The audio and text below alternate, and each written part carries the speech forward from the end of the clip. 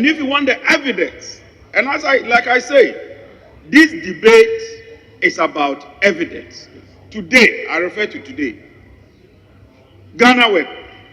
This is what my good friend, Deputy Minister Energy Designate, Collins Adomako Mensah. I admit that for the past 3 weeks, there have been some power outages. However, we hope to be able to resolve it in 2 weeks. For the past 3 weeks to 4 weeks, they've been shedding load on a daily basis. Yesterday alone, they shed 530 megawatts. This afternoon, exactly 12 o'clock, the lights went off. That is why people are stuck in the elevator.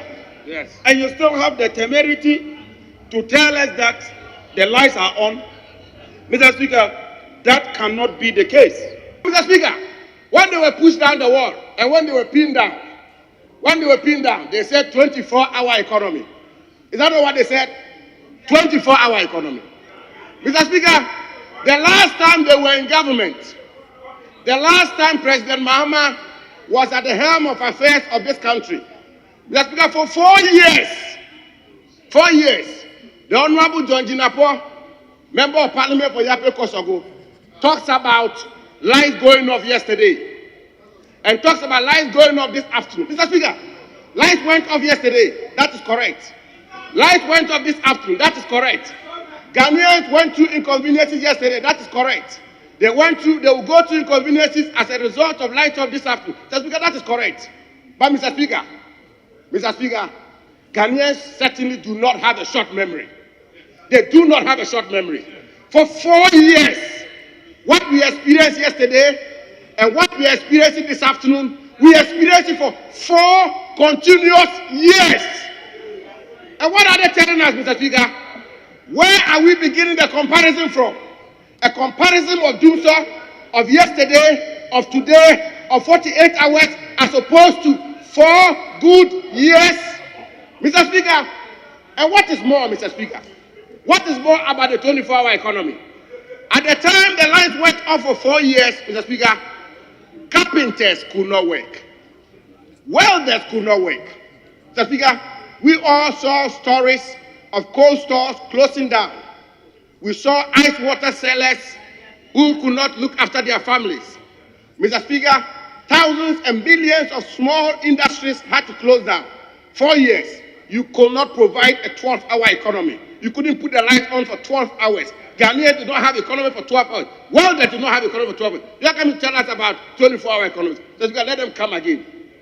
They certainly do not have a vision.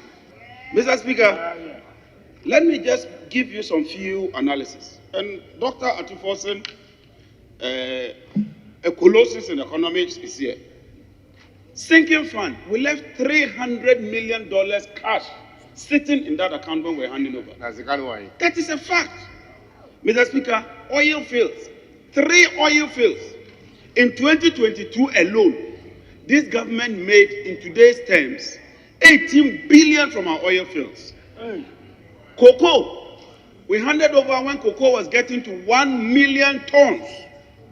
Mr. Speaker, stabilization fund and the heritage fund alone, we left almost $500 million.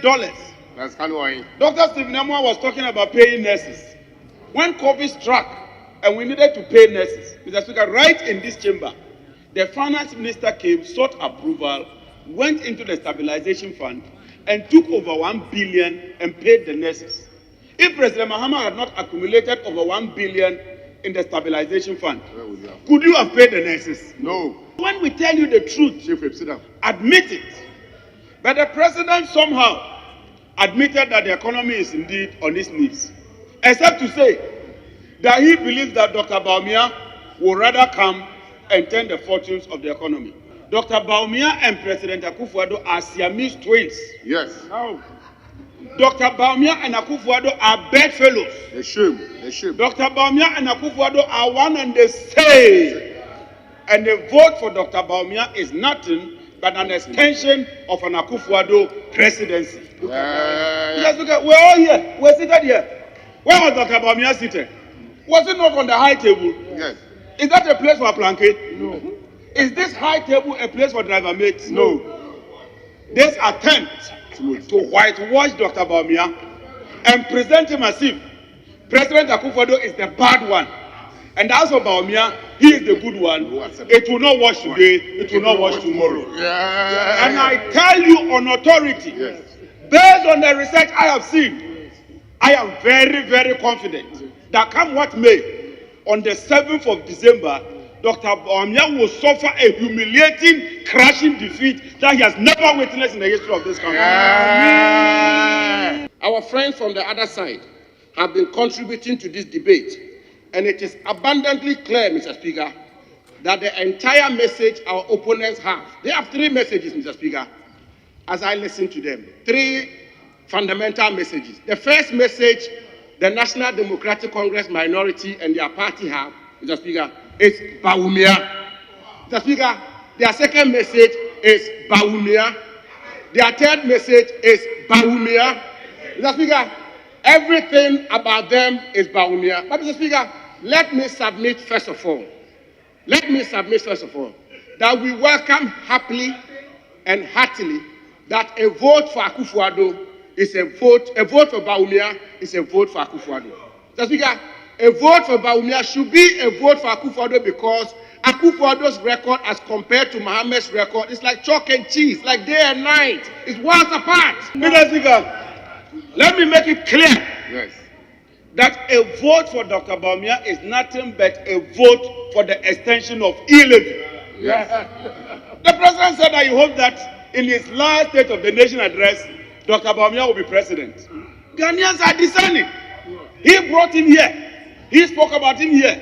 And to the extent that the president wished that Dr. Bawumia would take over from him, is the duty of the NDC and the people of Ghana to stand firm, look into the president's eyes, and tell him that, Mr. President, it will not happen today.